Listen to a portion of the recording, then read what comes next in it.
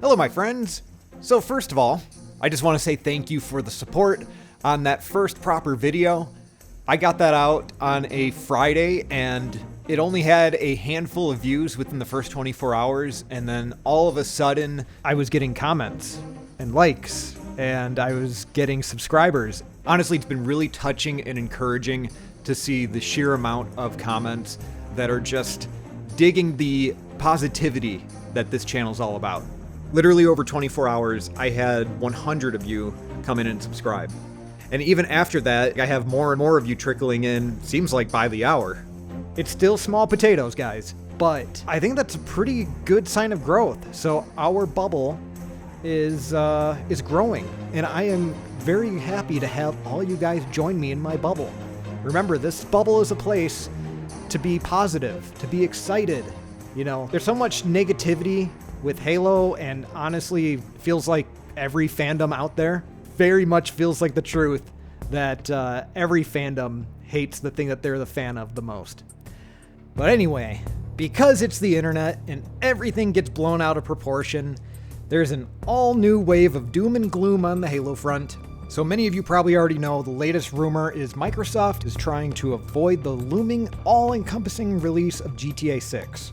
Even someone like myself who couldn't care less about GTA has to admit that it's going to eclipse any other games releasing in the same window as it.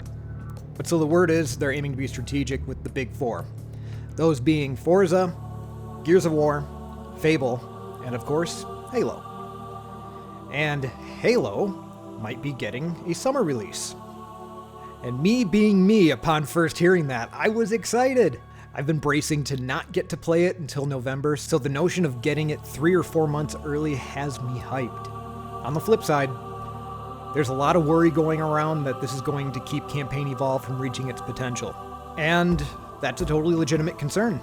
We all know there was a lot of criticism when it came to some of the visuals and performance and design choices, and honestly, I'm right there with most of those opinions. But I am here to say, it's going to be okay. So let's zoom out and look at this with zero emotion.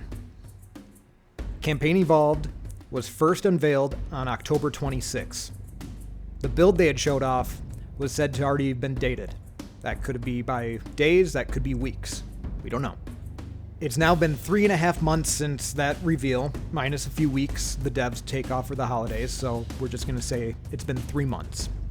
The earliest the game could release is June, giving them a minimum of 4 more months of development time.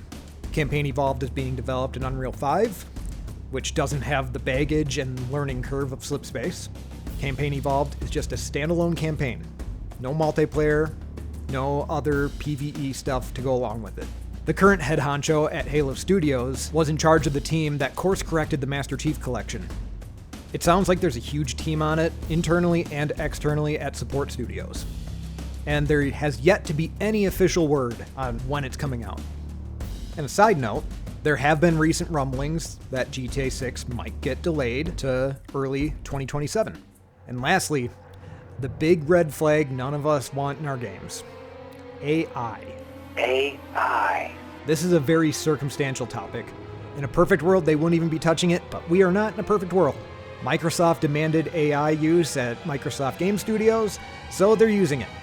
That doesn't automatically mean that it's just going to be a bunch of the visuals in the game are made by AI. It's possible. But we can be a little bit more optimistic in our bubble. There are a lot of logistical, everyday tasks that can be expedited by AI. AI. So let's hope they're using it wisely just as a tool. There's a lot of evidence for us to be hopeful, and I totally understand those who are going to be skeptical until proven otherwise. So let's just examine what the worst case scenario is if it launches in the summer. Worst case scenario. The game releases in the summer, the devs at Halo Studios crunch and get a game out that's good. Not perfect, and there are some weird design choices, but fully functional with every level of the original game intact with some additions. Some of the assets will be updated to be more faithful, some won't. Maybe there'll be some hiccups in the performance and those would get patched after release. Also, I can see them taking a page out of the Capcom playbook and save the extra brand new missions as post-launch free DLC by a month or so. So think what they did with the Resident Evil 4 remake and the Mercenaries DLC. At the end of the day, the gaming scene at large will applaud it as a great remake, many PS5 players will become new fans, while the Halo community will be fractured, many of which will change their tune about Halo Infinite and start targeting their hate towards Campaign Evolved. And so, the best case scenario, the game releases in the summer, the devs at Halo Studios crunch and get a game out that kicks ass. It's not perfect, but it's the full package with minimal issues. Most assets are updated to resemble their CE counterparts. At the end of the day, the gaming scene at large will applaud it as a great remake, many PS5 players become new fans, while the Halo community will be fractured, many of which will change their tune on Halo Infinite and start targeting their hate towards Campaign Evolved. Guys, ultimately, it's gonna be okay. Would it be a bummer if it doesn't reach its full potential? Sure. Would it be that big of a deal? Not to most of us. Here's the thing. No matter what Halo Studios does, and no matter how good the game is, some people will never be pleased. And it's up to you which person you're going to be.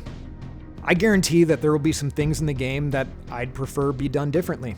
But I know these things will be minor compared to the things that I love about it. So let's say we get our hands on it in the summer. In that situation, we're going to be seeing gameplay and the marketing push starting in just a few months. And hey, I wouldn't be surprised if they are just holding their breath right now and waiting to see what Rockstar is going to do with GTA 6.